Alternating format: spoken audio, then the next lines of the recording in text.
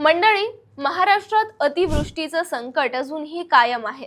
पावसाळ्यात दडी मारून बसलेल्या पावसानं परतीच्या वेळी तुफान बॅटिंग केली आणि सारं मातीमोल झालं। किंबहुना शेतकऱ्यांना दिलासा देण्यासाठी महायुती सरकारनं मोठं पाऊल उचललंय। केंद्राकडून निधीची वाट न पाहता राज्य सरकारनं तब्बल 2215 कोटी रुपये मंजूर केलेत। यात संभाजीनगरसाठी 722 कोटी तर उर्वरित रक्कम मराठवाडा आणि विदर्भातील शेतकऱ्यांसाठी राखीव आहे। याआधीच 9 जिल्ह्यांसाठी 267 कोटी जाहीर झाले होते। पण प्रश्न असा आहे की मराठवाड्यात अचानक एवढा पाऊस का? याचं कारण म्हणजे बंगालच्या उपसागरात कमी दाबाचं क्षेत्र तयार झालंय आणि तिथून दक्षिण महाराष्ट्रापर्यंत द्रोणीय रेषा पसरली आहे। त्यातच मध्य महाराष्ट्रावर चक्रीय स्थिती निर्माण झाल्यामुळे हवामान अस्थिर झालंय। आता याचा परिणाम काय? तर पुढील दोन दिवस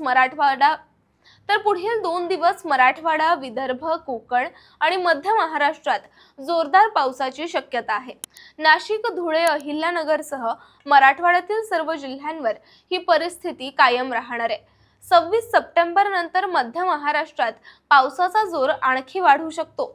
शासनाच्या मदतीमुळे शेतकऱ्यांना थोडासा दिलासा मिळेल, पण हवामानाचा ताण अजूनही काही दिवस वाढणार हे निश्चित आहे। त्यामुळे सतर्क रहा आणि काळजी घ्या आणि अशाच महत्त्वपूर्ण माहितीसाठी पाहत रहा, सबस्क्राइब करा। त्याचं काय महाराष्ट्र।